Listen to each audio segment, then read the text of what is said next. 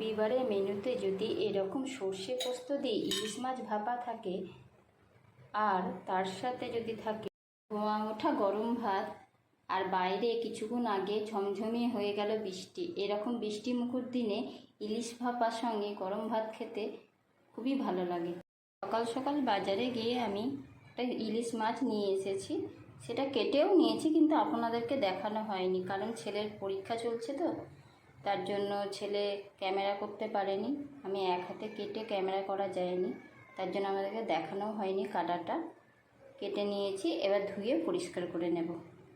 বাজার থেকে আরও নিয়ে এসেছি কিছু সবজি কিনে। এই যে পটল 1 কেজি নিয়েছি, 500 গ্রাম বিলেতি আমড়া, পাকা কলা নিয়েছি, আর নিয়েছি ঝিঙে আর পেয়ারা।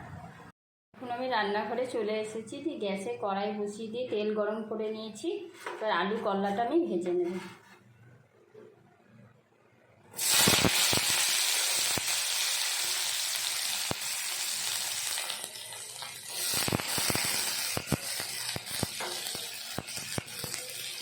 সেটা তো সববারে খাওয়া যায় না, তার জন্য আমি বেশিরভাগই বুধবার আর রবিবারই পেটো করি।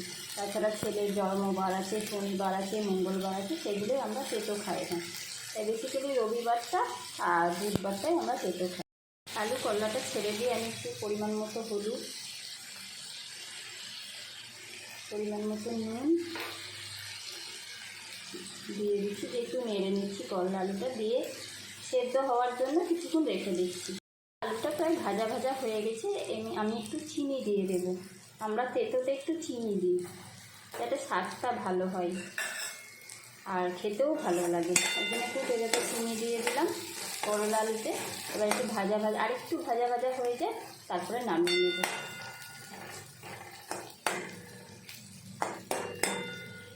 দেখুন করলা আলুটা লাল লাল করে ভাজা হয়ে গেছে। এবার আমি বাটিতে তুলে নেব। নিয়ে কড়াইটা পরিষ্কার করে নিয়ে ডালটা সাঁতলে নেব, মসুর ডালটা, আর আলু ভাতেটা মেখে নেব। সাঁতলাবার জন্য আমি কড়াইতে লঙ্কা ফোড়ন দিয়ে দিচ্ছি আর দিয়ে দিচ্ছি গোটা জিরে। আলু ভাতে মাখার জন্য কিছুটা লঙ্কা আর জিরে ভাজা তুলে নিচ্ছি। কড়াইতে ডাল দিয়ে দিচ্ছি, মুসুর ডাল। আমি জিরে লঙ্কা দিয়ে বেশিরভাগ করি, পেঁয়াজ রসুনটা কমই দিই। হলুদ দিয়ে দিলাম, লবণ আমি আগেই দিয়ে দিয়েছি। মাছটা আমি ধুয়ে পরিষ্কার করে নিয়েছি। এবার রান্নাটা করে নেব। তার জন্য আমি তেলের মধ্যে সর্ষে, সাদা সর্ষে আর পোস্ত নিয়ে নিয়েছি, আর একটা নিয়ে নিয়েছি কাঁচা লঙ্কা। এবার আমি এগুলো বেটে নেব, তারপরে ইলিশ মাছটা রান্না করব। এবার আমি সর্ষে পোস্তটা বেটে নিচ্ছি।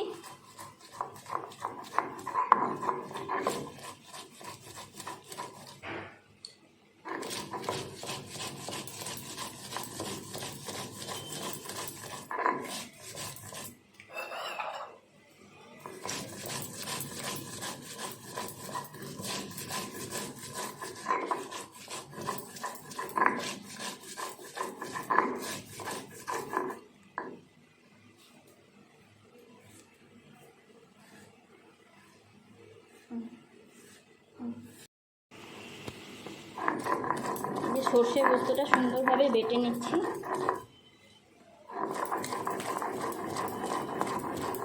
শিলে বেটে সর্ষে পোস্ত করলে পোস্তটা খুব সুন্দর আর সর্ষেটাও সুন্দরভাবে বাটা হয় মিক্সির থেকে। মিক্সিতে একটু দানা দানা ভাব থাকে, কিন্তু শিলে সেটা থাকে না,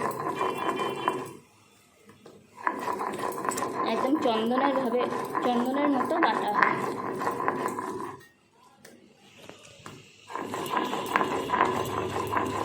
আপনারাও শিলে বেটে খেয়ে দেখবেন।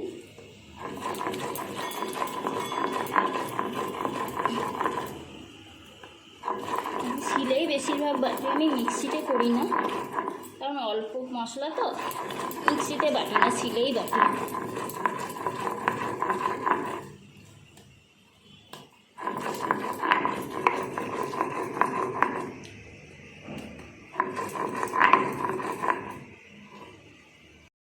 সর্ষে পোস্তটা খুব সুন্দরভাবে চন্দনের মতো মোলায়েমভাবে বাটা হয়ে গেছে। এবার আমি বাটিতে তুলে নেব। এই যে আমি বাটিতে তুলে নিচ্ছি। মাছটা ভাপা করার জন্য আমি সর্ষের মধ্যে লবণ আর হলুদ দিয়ে নিয়েছি। এবার মাছগুলো টিফিন কৌটোতে নিয়ে নিচ্ছি।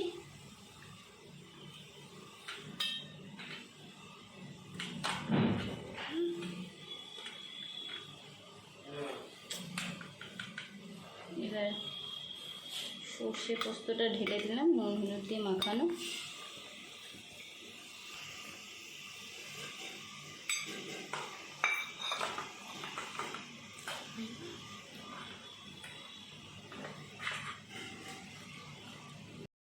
কিছু পরিমাণ সর্ষের তেল দিয়ে দিয়েছি।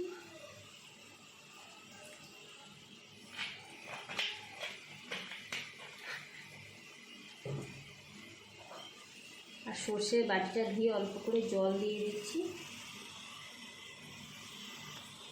আর একটা কাঁচা লঙ্কা দিয়ে দিয়েছি, কারণ ওরা বেশি ঝাল খায় না, তার জন্য কাঁচা লঙ্কা দিয়ে দিয়েছি। ভালো করে মাখিয়ে নিচ্ছি।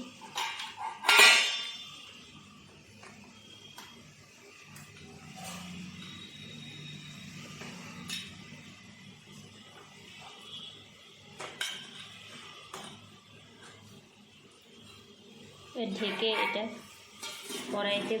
কড়াইয়ে জলটা গরম হয়ে গেছে। এবার আমি জলের মধ্যে টিফিন কৌটোটা বসিয়ে দেব। এই যে কড়াইয়ে এবার টিফিন কৌটোটা বসিয়ে দিচ্ছি। আস্তে আস্তে হতে থাক। এর উপরে একটা ঢাকা দেওয়া যায়, কারণ আমি টিফিনের ঢাকনাটা দিয়েছি বলে আর কড়াইয়ে ঢাকনা দিলাম না। প্রায় 20 মিনিট আমি ফুটিয়ে নিয়েছি কড়াইয়ের মধ্যে জল দিয়ে টিফিন কৌটোটা বসিয়ে। এবার আমি গ্যাসটা অফ করে নেব, দিয়ে আপনাদেরকে দেখাবো কেমন হয়েছে ইলিশ ভাপাটা। এটা গরম, সাঁড়াশি দিয়ে খুলে নিচ্ছি।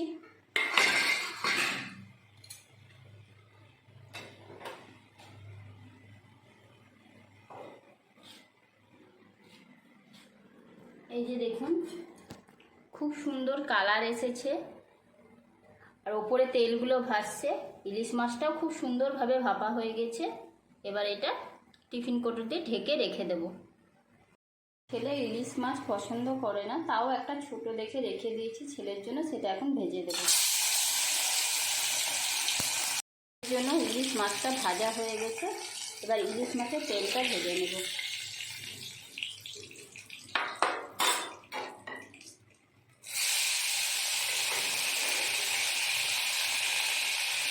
কিছু রান্না হয়ে গেছে, এবার আমি খেতে দিয়ে দিলাম। তাহলে এখানে আমার ব্লগটা শেষ করছি। আপনারা সকলে ভালো থাকবেন, সুস্থ থাকবেন, সাবধানে থাকবেন।